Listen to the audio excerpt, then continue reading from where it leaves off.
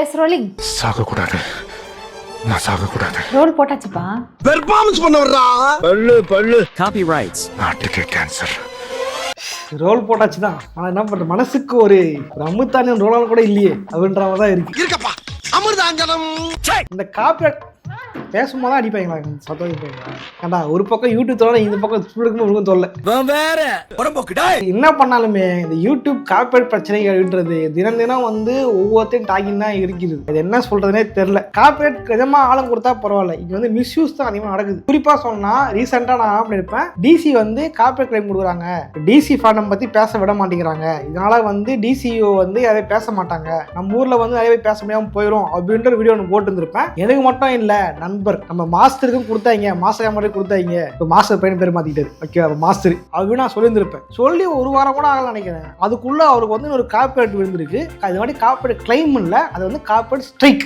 என்னடா சொல்றா? அதான் காலையில எந்திரிக்கும் போது இப்போ ஒரு மெசேஜ் வந்திருந்தது. என்ன மெசேஜ் ஓபன் பண்ணி பார்த்தா காப்பிரைட் ஸ்ட்ரைக் விழுந்திருக்கு அப்படின்னு சொல்லியிருந்தாரு. நான் காப்பிரைட் ஸ்ட்ரைக் என்ன நினைச்சேன் அப்படின்னா, ஏதாவது இந்த டிஸ்னியோட படம் ஏதாவது போட்டிருப்பா, அப்படி ஏதாவது மார்வல் லீக்ஸ் ஏதாவது போட்டிருப்பா, அப்படி ஸோ அவன் ஏதாவது கொடுத்துருப்பாவே நினைச்சிட்டு இருந்தேன். லீக்ஸ்க்கு அவன் ஸ்ட்ரைக் கொடுப்பான், ஓகேவா, அதனால ஸ்ட்ரைக் கொடுக்குறான், அதெல்லாம் ஸ்ட்ரைக் கொடுத்துட்டான் போல நினைச்சிட்டு இருந்தேன். ஏன்னா இப்போ டூம் ஸ்ட்ரைக் வரப்போகுது, ஸ்பைடர் வரப்போகுது, சோனி வேலை பார்த்தா நினைச்சிட்டு இருந்தேன். பார்த்தா அது வந்து விழுந்தது வீடியோவுக்கும் இல்லை, வீடியோ கண்டென்ட்டுக்கும் இல்லை, விழுந்தது தம்ப்நெயிலுக்கு. தம்ப்நெயிலுக்கா? ஆமா, தம்ப்நெயிலுக்கு காப்பிரைட் ஸ்ட்ரைக் விழுந்திருக்கு. கிளைம் இல்ல, ஸ்ட்ரைக், ஓகேவா. 3 ஸ்ட்ரைக் மேல சேனல் போயிடும், விழுந்தது ஸ்ட்ரைக். தம்ப்நெயிலுக்கு விட்டுருக்கீங்க, தம்ப்நெயில்ல லீக் ஆன போட்டோ போட்டாரு பார்த்தா கொடுத்தது டிஸ்னியும் கிடையாது, மார்வலும் கிடையாது, சோனியும் கிடையாது. அப்புறம் யாரு அந்த ஆக்டரே கொடுத்தாரா? யாரா போட்டோ யூஸ் பண்ணா? அதெல்லாம் கிடையாது. கொடுத்தது நம்மள மாதிரி யூடியூப்ல பேச ஒரு யூடியூபர்.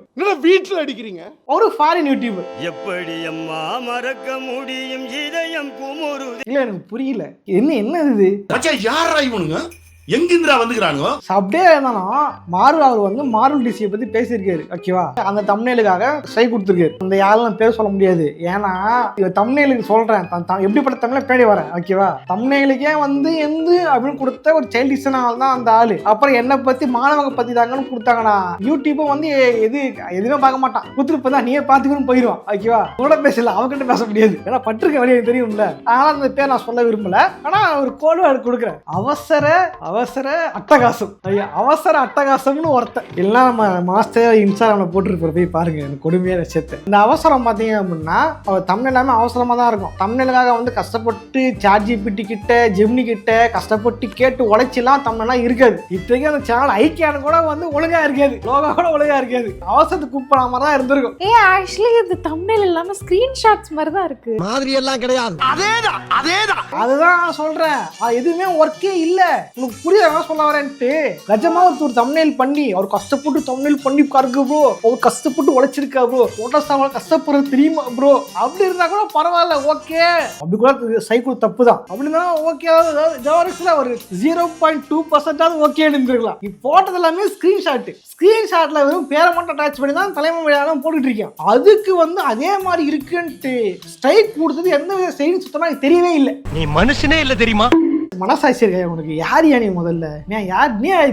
நீயும் மாலிசி பத்தி தான் பேசுற, இவங்களும் மாலிசி பத்தி தான் பேசுறாங்க. இத்தனையும் நீ உன்னோட லாங்குவேஜும் கிடையாது, உன் ஊரும் கிடையாது, உன் ஆடியன்ஸும் கிடையாது. இல்ல அவங்க அளவுக்கு அவர் வீடியோ ரீச் ஆயிருக்கேன்ட்டு சந்தோஷப்படுறதா, இந்த தம்ப்நெயிலுக்கு போய் காப்பிரைட் கொடுத்துருக்காங்களேன்னு கஷ்டப்படுறதானே எனக்கு தெரியல. இது இல்ல, அப்படியே இருந்தாலுமே இது எப்படி இவங்க வந்து நடுவுல உட்காந்துக்கிட்டு எதுக்கெல்லாம் சை கொடுக்கலாம் சொல்றது என்ன அர்த்தம்னு புரியல. அப்படின்னு பார்த்தா நம்ம கூட தான் போடுறோம், நம்ம கேம் ஸ்டோரி போடுறோம், நம்மளை பார்த்து நிறைய பேர் ஐ தமிழ் எஸ்பி யூஸ் பண்றாங்க, நம்ம இன்ஸ்டாவே பண்றாங்க. நான் சேனல்ல போய் பாடி இருக்கேன், நல்லா பண்ணும்போது சொல்லியிருந்திருக்கேன், ஓகேவா.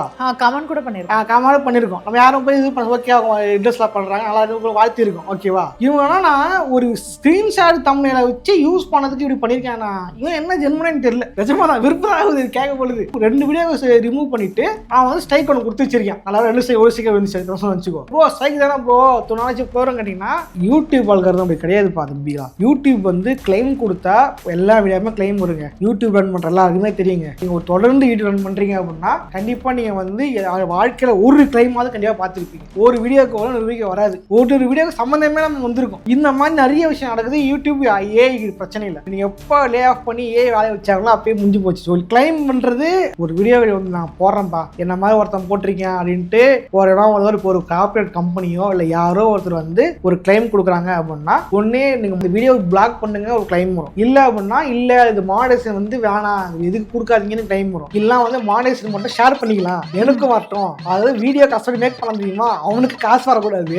அவன் வீடியோவில் 2 செகண்ட் கிளிப் யூஸ் பண்ணிட்டான், இது 20 நிமிஷம் வீடியோவில் 10 செகண்டுக்கு வந்து கிளிப்பை யூஸ் பண்ணிட்டான். அதனால வந்து ரெவன்யூ மொத்தம் எனக்கு தான் வரணும். எவ்வளவு அடே திறமை இருக்கு பத்தியா. ஒரிஜினலா யாருமே பாதிக்கப்படுற யாருமே அதெல்லாம் அந்த டூல்லாம் யூஸ் பண்றது இல்ல. அதான் பாரு ஜிஎன்எஸ்ல பாத்துருப்பீங்களா, வணக்கம் வரத்தால பார்த்தான்ட்டு அவனாதான் நான் காசு கொடுத்து ஆகிறாள் யூஸ் பண்ணிட்டு இருக்கேன். இந்த மாதிரி ஃபேக் ஆளுங்க, இந்த மாதிரி ஃபேக் அதே பேர் இருக்காங்க. இந்த மொத்த காசு அவங்களுக்கு வந்துட்டு வேலை பார்ப்பாங்க. யூடியூப் வந்து ரெகுலேட் பண்றதே இல்ல. இந்த ஒரு கொள்கைக்குள்ளேயே வந்து ஏகப்பட்ட பிரச்சனை இருக்கு, ஏகப்பட்ட பிளாட்ஃபார்ம்ஸ் இருக்கு. அந்த பிளாட்ஃபார்ம்ஸை யூஸ் பண்ணி முதல்ல மாதிரி வாழ்ந்துட்டு இருக்காங்க அதுக்குள்ள உட்காந்துக்கிட்டு. ஸோ அந்த காசு போயிடும். பட் ஸ்ட்ரைக்ன்றது அப்படி இல்லை. ஒரு சேனலுக்கு எத்தனை கிளைம் வேணா வரலாம். ரொம்ப கிளைம் வச்சா ரீமாஸ் பண்றோம் சம்டைம்ஸ். பட் ஸ்ட்ரைக் 2 ஸ்ட்ரைக் மேல போயிருச்சுன்னா 3 ஸ்ட்ரைக் தான் சேனல் இருக்காது, டென்மெண்ட் ஆயிடும் இல்லையா. 2 ஸ்ட்ரைக் மேல இருந்துச்சு அப்படின்னா மானஸ் கட் பண்ணிடுவாங்க. முதல் ஸ்ட்ரைக் வந்துச்சுன்னா ரெப்யூட்டேஷன் கட் பண்ணிடுவாங்க. 1 லட்சம் பேர் பார்த்துட்டு இருக்காங்களா அவங்க சேனல்ல, அப்படியே பார்த்து கட் ஆகி 50,000 80,000 30,000 வந்துடும். சரி எப்படி விட்டு நினைக்கிறேன், வீடியோ போட்ட உடனே நல்லா நோட்டிஃபிகேஷன் போகும், வீடியோ போடுறாரு பாரு அப்படின்னு போகும். இல்லையா ரெகுலரா பாக்குறியா, நான் போனா ஹோம் பேஜ்ல காட்டும், ரெக்கமெண்டேஷன் காட்டும். ஏன்னா யூடியூப் சர்ச் தாண்டி ரெக்கமெண்டேஷன் மாதிரி பல வருஷம் ஆயிடுச்சு. ரெக்கமெண்டேஷன் காட்டும், வீடியோ போடுறாரு பாருங்க அப்படின்ட்டு. ஸ்ட்ரைக் இருந்துச்சுன்னா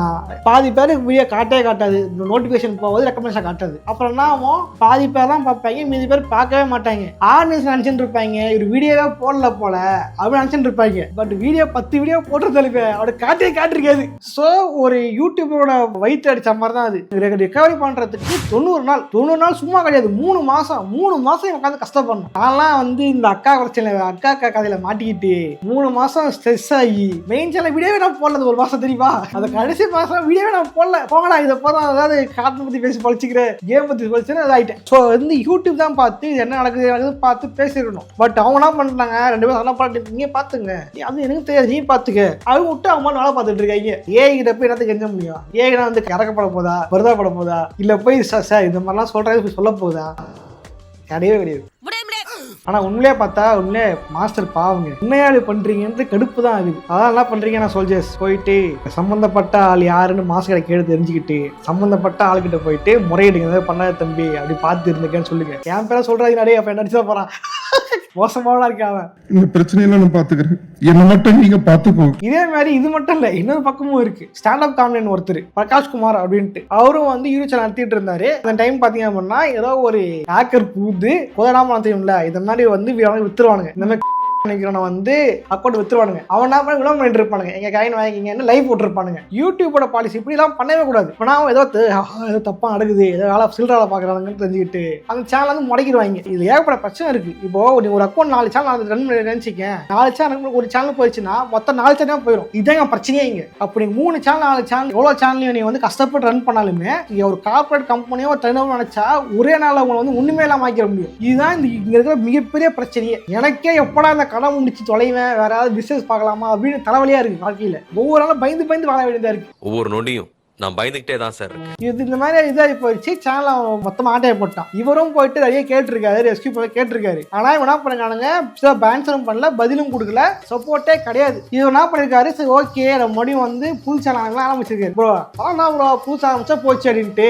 புது ஆரம்பிச்சா பிரச்சனை இருக்குது. நீ சும்மாலாம் புது சேனல்லாம் ஆரம்பிக்க முடியாது, ஆட்ஸ் அக்கௌண்ட் எல்லாம் பண்ண முடியாது. உடைய தனிப்பட்ட விவரத்தை கொடுத்தா நீ வந்து ஒரு ஆட்ஸ் அக்கௌண்ட் கிரியேட் பண்ண முடியும். ஒரு நம்பருக்கு ஒரு கூட தான் கிரியேட் பண்ணவே முடியும். நீ சேனல் தான் ஆரம்பிக்கலாம். பட் ஆட்ஸ் வந்து ஒருத்தர் தான் கொடுப்பாங்க. ஒரு காலி ஆயிடுச்சு, இதுமாதிரி ஆயிடுச்சுன்னா நீ திரும்ப வேற ஒருத்தர் பேர்ல புதுசா ஆரம்பிக்க முடியும். உன் பேர்ல ஆரம்பிக்கவே முடியாது. வெறும் யாரோ பண்ண ஏதோ தப்பால உன்னுடைய அக்கௌண்ட் மொத்தமாவே காலியாயிரும். இவர் என்ன பண்ணிருக்காரு, மறுபடியும் சேனல் ஆரம்பிச்சு மறுபடியும் வந்து ஆட்ஸ் நாளைக்கு இருக்குல்ல, இது லிங்க் பண்ணிருக்காரு. கொஞ்சம் மாசம் கழிச்சு இந்த வேலையும் தூக்கிட்டான். கேட்டா அதுவும் லிங்க் பண்ணிருக்கீங்க அப்படின்ட்டு.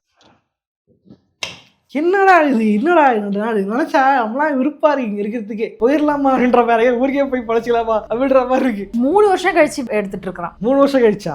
ஆமா, அவர் 78,000 சப்ஸ்கிரைபர்ஸ் கொண்டு வந்துட்டு இருக்காரு. அவரோட அந்த பழைய சேனல்ல போட்ட வீடியோ எல்லாம் மறுபடியும் அப்லோட் பண்ணி மறுபடியும் அதுக்கு வியூஸ் வர வச்சு எல்லாம் போட்டிருக்காரு. போயிடுச்சு.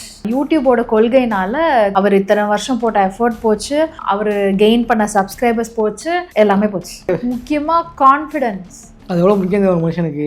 எல்லாரும் சொல்றாங்க ட்விட்டர்ல போய் போடுங்க, ட்விட்டர் எவ்வளவு போட்டிருக்கோம், யாரும் ட்விட்டர்ல போய் போட்டா நெக்கலா பதில் சொல்லுவாங்க தெரியுமா? நெக்கலா பதில் வரும். ஒரு வாடி இப்போ நீ கிளைம் கொடுத்தா திரும்ப 5 நிமிஷத்துல முடியாது, ரிஜெக்ட் தான் அனுப்புவான். எப்பயுமே எல்லாம் நடக்கும், எல்லாத்தையும் நடக்கும். ஓகேவா? ரிஜெக்ட் பண்ணிட்டோம் போனா சொல்லுவான். ஆக்சுவலி வெளியில டேக் பண்ணி ரிப்ளை பண்றதுல வந்து டீசென்ட்டா இருக்கும்.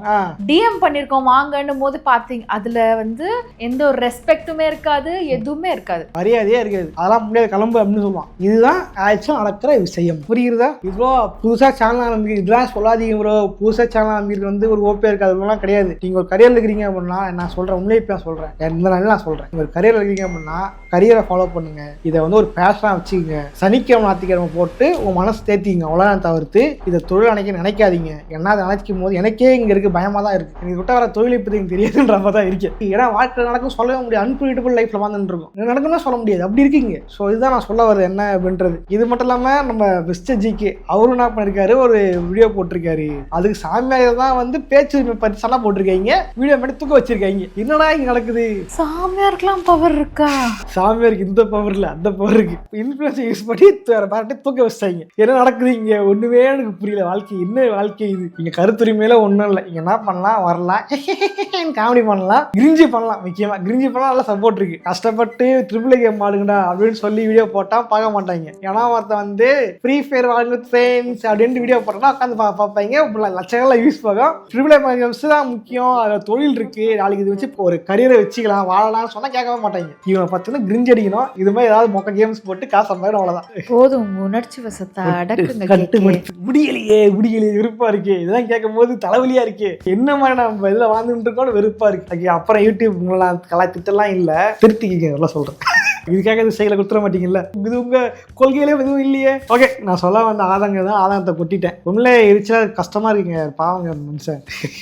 இந்த மாதிரி ஏதாவது ஒரு கிரியேட்டருக்கு ஆயிருக்கு அப்படின்னா அவங்களை ஞாபகம் வச்சுட்டு அடிக்கடி அவங்க சேனலை போய் செக் பண்ணி பாருங்க. பிகாஸ் நோட்டிபிகேஷன் வராது. ஆமா, ஷேர் அப் பண்ணுங்க, உங்களால முடிஞ்ச சப்போர்ட்டை கொடுங்க, உங்களால முடியுமோ அதை பண்ணுங்க. ஓகே சோல்ஜர்ஸ், ஓகே இந்த வீடியோ எப்பயும் போட நினைச்சது, பட் கொஞ்சம் பர்சனல் இஷ்யூஸ் இருந்துச்சு. நான் மட்டும் ஆனால் சேனலை கண்டுக்காம இருந்துட்டேன். இப்போதான் மறுபடியும் பர்சனல் கொண்டு வர பார்த்துக்கிட்டு இருக்கேன். அதான் இப்போ நான் வீடியோ போடுறேன். நீங்கள் உங்களுக்கு மாதத்துக்கு போயிட்டு சப்போர்ட் பண்ணுங்க. அந்த சம்மந்தப்பட்டால்கிட்ட இன்னொன்று பண்ணீங்க, இது உங்ககிட்ட விட்டா நீங்கள் பார்த்துங்க. ஓகே இந்த மாதிரி இனிமேல் போகக்கூடாதுன்னு நினைக்கிறேன் வாழ்க்கையில். இதெல்லாம் என்ன பண்ணுறது, திரும்ப வாழ்க்கையில் வந்துகிட்டே இருக்கு, ட்ராமா தான் இருக்கு. வேற வீடியோவில் வேற ஒரு ஜாலியான வீடியோ சந்திக்கிறேன். போட்றேன், பாய்.